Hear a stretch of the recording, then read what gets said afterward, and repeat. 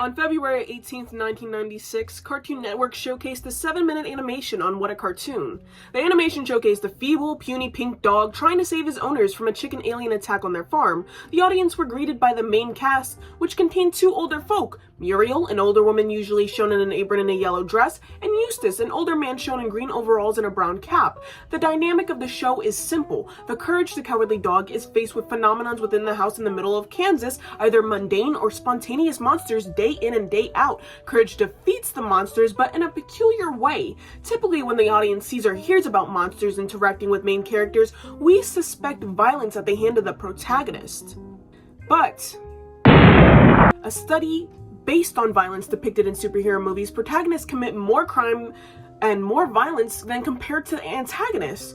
Courage being the protagonist, he fights differently. Courage is against the grain, not using violence, but with his actions. Courage the Cowardly Dog tries to convince antagonists to rehabilitate their lives to get away from crime, playing different games such as staring contests or trying to trick the villain. Courage the Cowardly Dog is not Courage without being admirable, compassionate, and witty. There are many theories that go to explain that Courage does not understand because he's simply a dog and is misconstruing what is happening. That theory falls short into taking into account that dogs are highly intelligent emotionally and understand social cognition. In many of the episodes throughout the season, Muriel and Eustace perceive and understand the dangers of the monsters as well. It is a bit ironic, monsters noticing other monsters. The beauty within Courage the Cowardly Dog is that monsters lie closer than what it may seem. The humans within Courage's world will take part in different forms of abuse, neglect, emotional, physical, and more. There's a complexity within the show that isn't just black and white. It smears into a gray, dark and light grays that highlight each character, especially with how they overlap each other. Take Eustace, for example. Eustace's character would be characterized as a bitter old man. From the pilot, the audience can pick up that he was written to not like Courage, especially in his actions and phrases, but it is more than not being a nice old man, but the fact that he comes from abuse himself.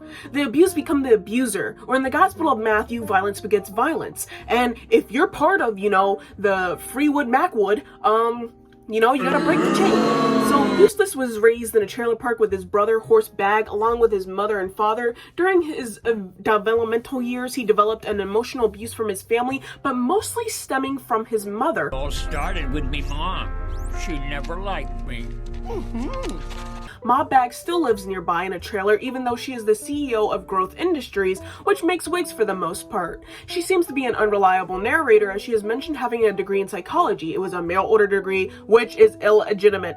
Her subtle lying and deceitfulness is the only tip of the iceberg. Once one is intimate with Ma, the real side of her comes out. It is a bit shocking to see an innocent-looking woman who carries a brand that helps her build houses, feed the hungry, and making people less insecure with their hair would come home and abuse one of her sons. Ma emotional abuse tactics such as using humiliation, never saying anything positive towards the child, blatant bullying, and emotional neglect is to name a few. It left Eustace spiraling into bitterness and insecurity, especially in the appearance of himself. Ma would constantly pick on Eustace for things he could not control, such as being bald. Extremely which is funny because it's not male pattern baldness, having his hair shaved as a kid, but seemingly something of a condition his mother carried. In Mother's Day, it is shown that Ma Bag is projecting onto Eustace as she hides her own baldness with a wig. He is constantly being deprecated in his life, not the shit one, the other one, which led him to bitterness, projection, not coping healthily, narcissism, and cycling back to abuse, back to courage, displacement, even, if you would like to say. Eustace used the same tactics towards Courage in the way that he was abused as a child, using a mask to scare him, calling him names, and belittling him. These are a few different factors into why Eustace treats Courage the way he does. Courage may reflect Eustace in many ways, especially being a smaller dog who fears over mundane things. There is also a form of jealousy, one of which Courage cannot control. Courage is in more tune with emotionally solving problems as well as making sure his Muriel is safe if endangered. Courage also does not use violence to get his point across. Courage also gets affection from Eustace's mother as well as Muriel. It is bittersweet to perceive that the two women in your life treat you less than what they would with an animal. If there were to be a diagnosis, I would choose the personality cluster C. them, especially being the antisocial personality disorder, there's a sense of superiority within him, even if there's moments of weakness. Eustace tends to lie to others even if others know that it's a lie. He believes that he has a green thumb. Fully believes, but the land that he is on is telling otherwise. The way Eustace sees himself, he believes that he is needed. He believes that he's able to fix things when it's shown time and time again that he doesn't. Eustace also doesn't believe in other people's feelings most of the time. The audience sees this many times, often reflecting on punishment by karma that is given back to him. His actions are usually selfish, reckless, leading into ignoring right from wrong, illegal activities, and putting lives in danger. Eustace has no empathy when he does these actions, not even a curt apology. There's no personal accountability that he takes on. He harms humans and animals, especially towards Courage and Muriel. Eustace has a genuine love for Muriel, but not in the typical way. Eustace likes enjoying himself by isolating Muriel from Courage any way that he can. He doubles down on that idea, believing that Courage is somewhat taking away Muriel from taking care of Eustace. There's an issue with how Eustace talks to Muriel, speaking down on her on multiple occasions, belittling her. It's a bit morbid to believe a domestic romance is someone feeding, taking care of every need and want. In Sigmund Freud's stance of giggling and tickling his toes, Eustace wants a mother, not a partner in some of these episodes. Muriel, no dinner, no nothing. A bit morbid to find yourself also compared to a small big dog. Rationally thinking, the audience may say that there's no competition in the way that Muriel treats them, but there might be things that trigger Eustace. Muriel, in a humorous way, uses a rolling pin to beat Eustace for his behavior. She punishes Eustace in different forms if it does not feel enough, such as sleeping on the floor with only a blanket. It builds this kind of characteristic that Muriel is loving, protecting, and understanding for Courage, but in other words, it's physical abuse. This is not to be seen as like a pick-me or anything, but anyone in an intimate relationship should not solve their issues with putting their hands on others. Eustace has already suffered for years, and to be placed back in an abusive physical relationship mixes the pot of toxicity and second guessing. It is usually seen as a gag, but if the roles were reversed, it would be a different story. It seems that Eustace does not get the chance to speak up.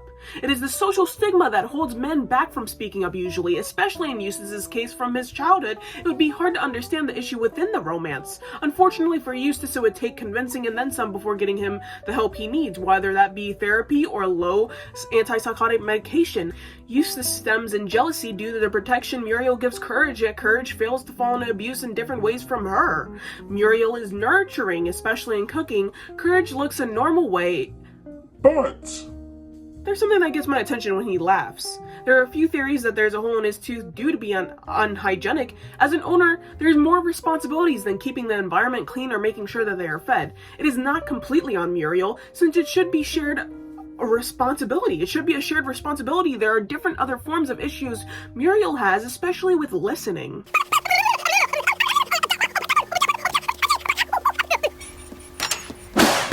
Muriel's oddity is misinterpreting Courage, especially if there is danger. Instead of being told to shut up by Eustace, Muriel tends to tell Courage to calm down. It is not verbally degrading him in a loud tone, but disregarding his feelings instead of assessing them. Another thought is that it is a bit queer due to other human beings being able and willing to understand what Courage is trying to communicate.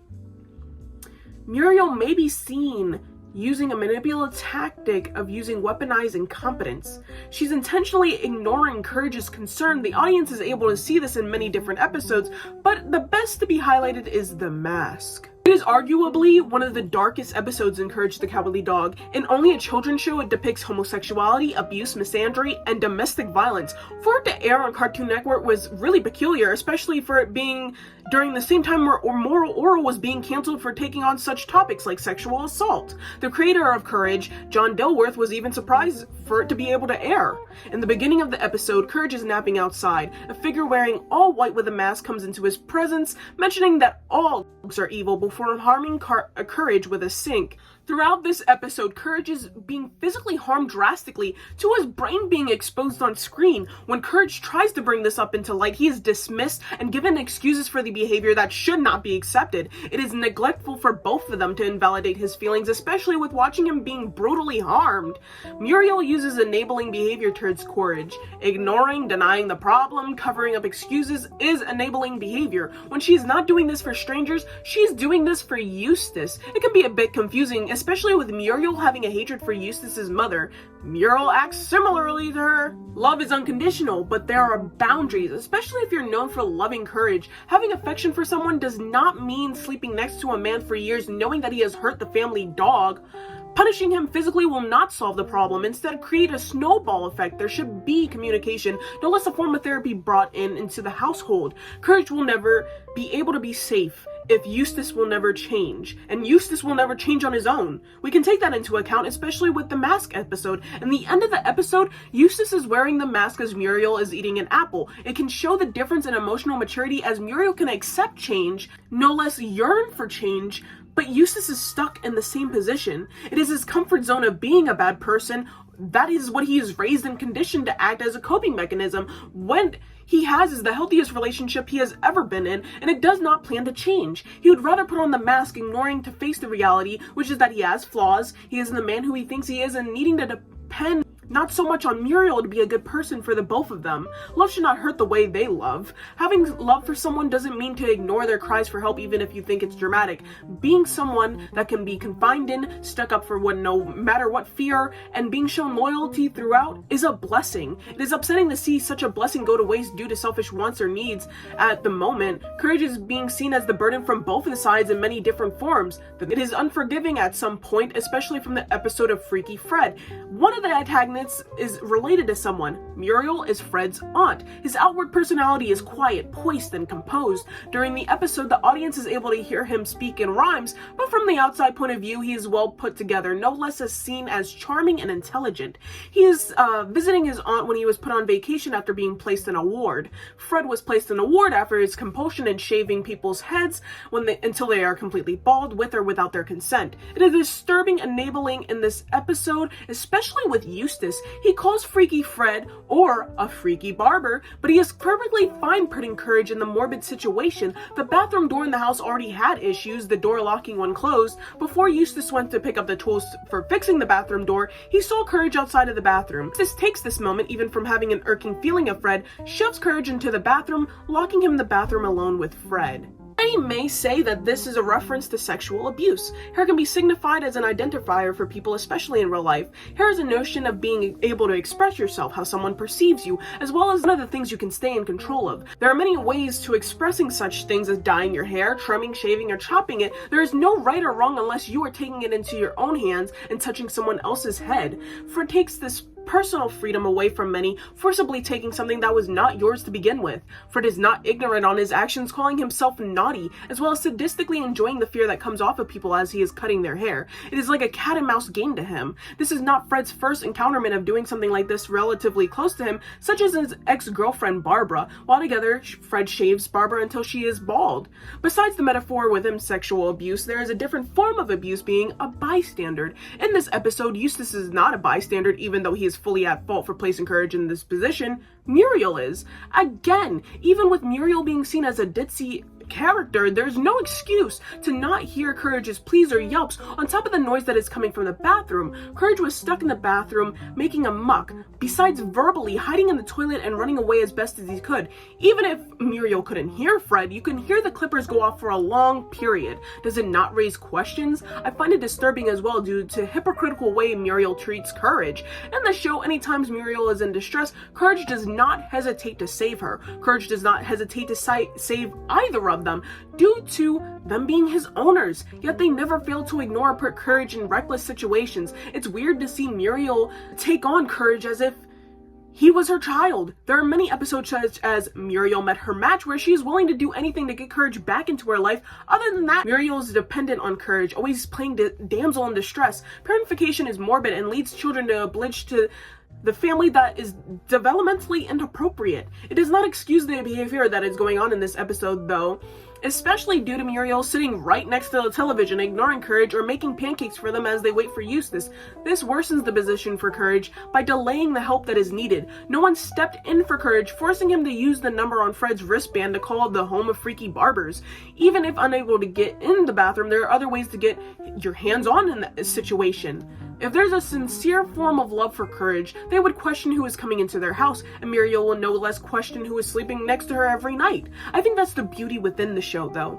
There's no glamorization when faced by surrounded by abuse. It is shown as horrific. The monsters in the show do not usually lurk in corners with gnashing teeth, yet when it comes to someone that is supposed to take care of you, or is as close as a family member, that is the horror within the show. The horror within the show are potentially happening right now. Abuse in every form happens every other second, as if charming that Courage does not give in to the violence, showing that abuse does not entail becoming the abuser. He is a walking oxymoron, a walking title for someone who is being seen as fearful or dramatic. He is very courageous. Sometimes myself amazed to find him still believing in himself despite what others may name him or call him. He is still strong as he protects and rebuilds.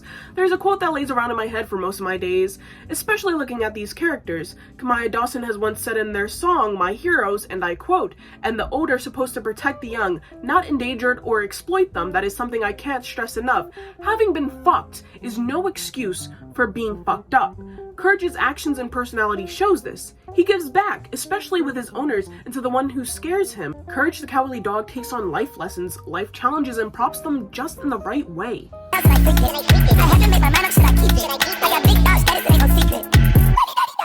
It would be characterized as a bitter old man. From the pilot, the audience can shit. Eustace uses the same tactics towards Courage. What do I know? I'm like 5. Throughout the episode, return the slab. Yo. Throughout the episode, Courage is...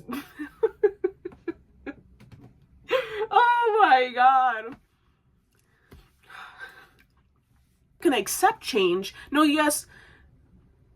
I wanna say you're a real good guy, but we both know it'll be a lie. It's been a nightmare being your friend, so it's time for the charade to end. I can't say goodbye, 'cause you might grind me down to a meat pie. I'll tell the school you got the avian flu, so it's the job to get rid of you. I hope they put you into quarantine.